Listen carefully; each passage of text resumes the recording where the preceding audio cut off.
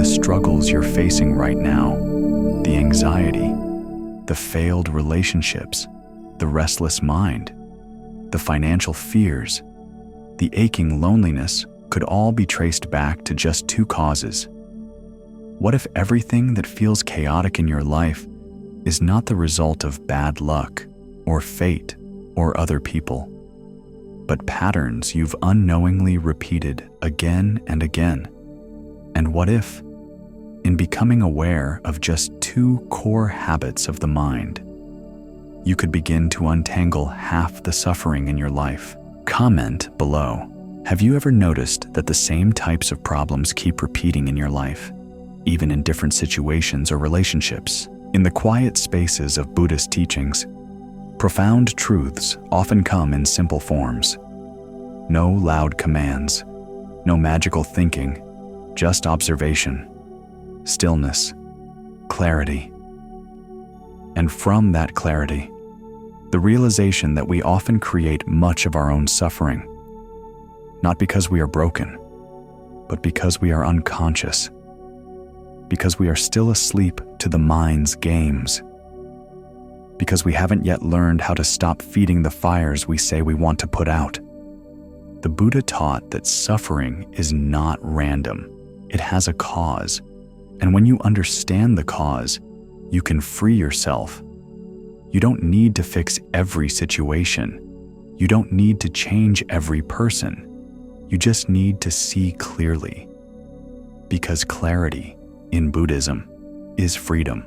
And when we trace the tangled web of most human problems, relationships, stress, regret, fear, we find that so many threads lead back to just two roots: attachment and aversion. Attachment and aversion, craving and resistance, grasping and pushing away. You might think that sounds too simple, but sit with it. Watch your thoughts for just a single day. How much of your inner dialogue is about wanting things to be different than they are? Wanting more pleasure, less discomfort, wanting approval, avoiding judgment, seeking success, pushing away fear, holding on to the past, fearing the future, trying to hold what you like, trying to escape what you don't. That is the mind caught in attachment and aversion. And in this tug of war, peace becomes impossible. Attachment is the mind saying, "This must stay. This must not change. I must have this to be okay." It can be about a person, a job, a belief, a version of yourself, even a dream you haven't let go of, though it no longer fits your life. And when life changes, as it always does, you suffer. Because you clung to the illusion of permanence. Because you invested your happiness in conditions that were never designed to last. Ajahn Chah once said, "If you let go a little, you'll have a little peace. If you let go a lot, you'll have a lot of peace. If you let go completely, you'll have complete peace." And yet, letting go feels like dying to the ego, because attachment whispers, "Without this, who are you?" And so we hold on until our grip begins to hurt us. You see this in relationships. You stay too long in love that has turned cold. You cling to someone who doesn't respect you. You sacrifice your peace just to keep the connection. Not because you're weak, but because you're attached. You've made that person your source of validation. You believe if they leave, you will crumble. But this is illusion, because what you seek in them was never theirs to give. Attachment is not love. It is fear dressed as devotion. You also see attachment in success. You strive endlessly. You chase status. You define yourself by what you accomplish. And when you fail or simply fall short, you collapse inward. Because your sense of worth was never rooted in being, but in doing. And that is the trap of attachment. It convinces you that happiness lies outside you, that peace must be earned, that rest is a reward, not a right. But the Buddha taught the opposite. He taught that liberation comes not from gaining more, but from wanting less, from knowing who you are beneath all you cling to, from tasting contentment, not in perfect conditions, but in presence. Now consider aversion, the other root, the mind's reflex to reject, avoid, suppress. You feel pain and immediately want it gone.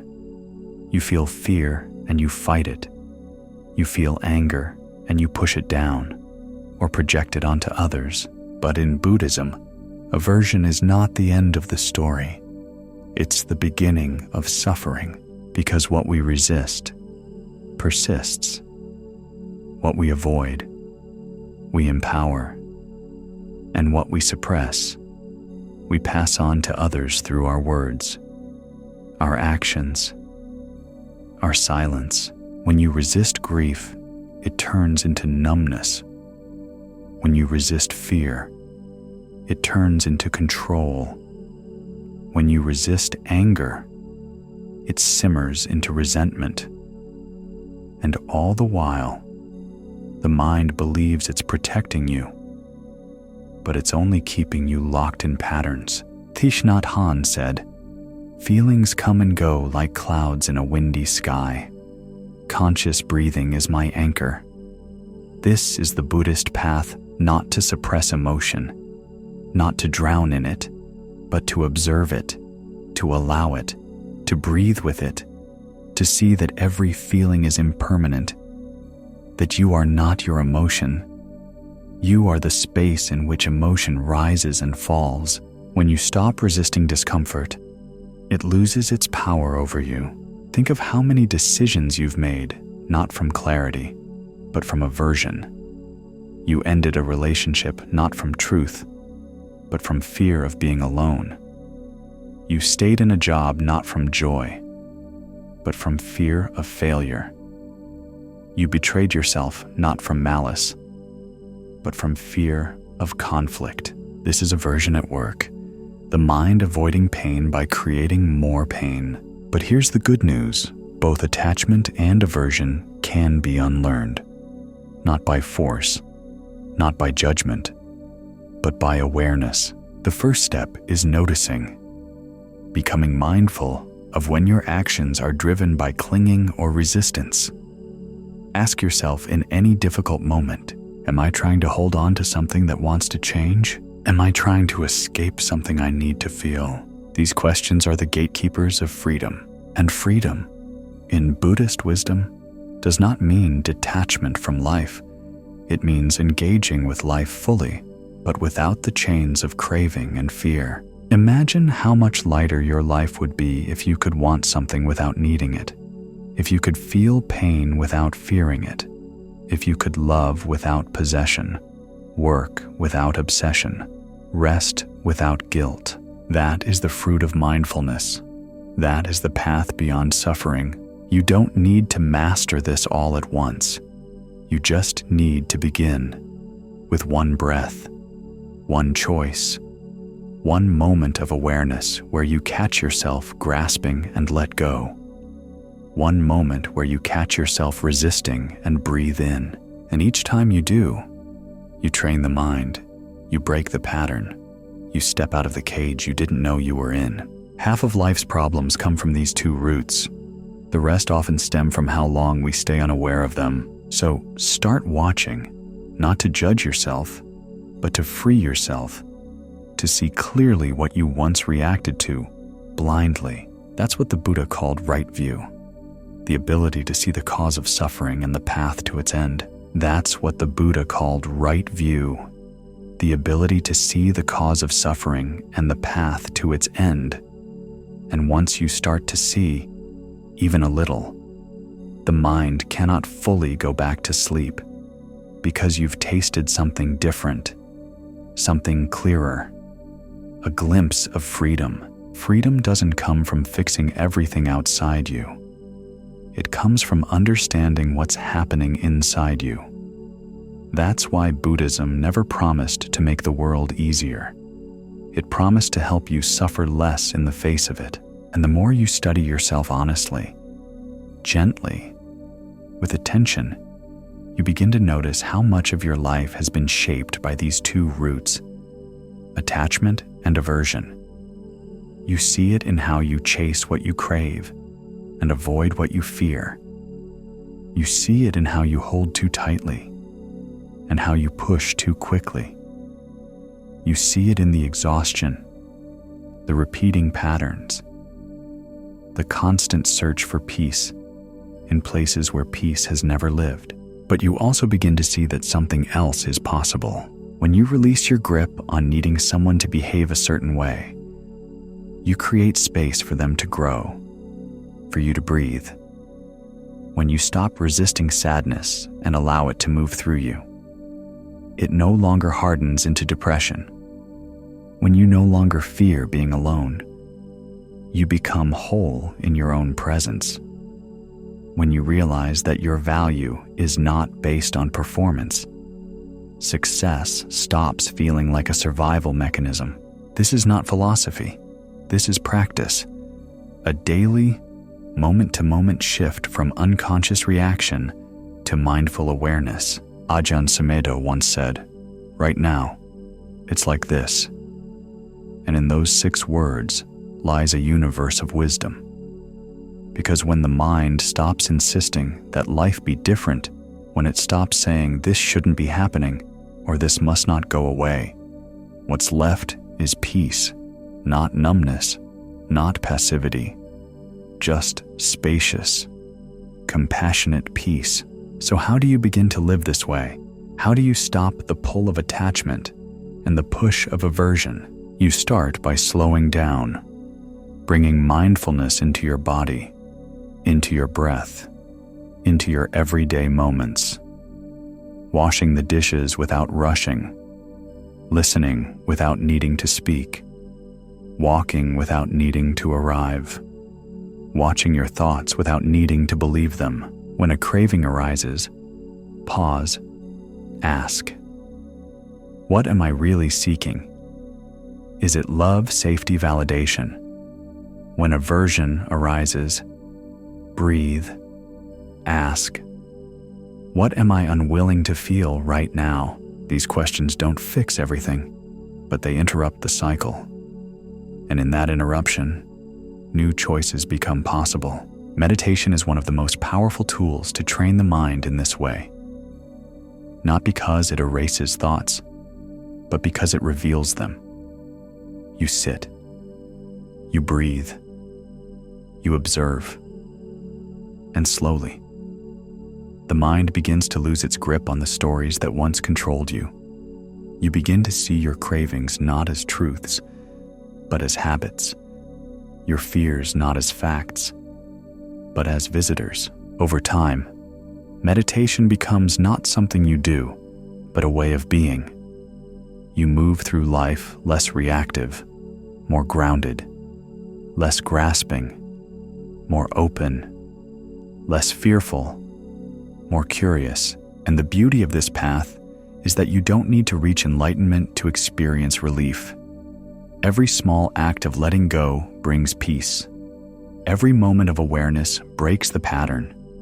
Every time you choose stillness over control, compassion over avoidance, you are living the Dharma. Let's bring this into the real world. Imagine you're in a relationship that feels unstable. You fear abandonment. You cling tighter. You monitor their mood. You shapeshift to avoid conflict, but nothing works. Why? Because your peace depends on their behavior. That's attachment. Now imagine letting go of the story that you need them to stay for you to be okay. You begin to value your truth more than your fear. You speak honestly. You give space.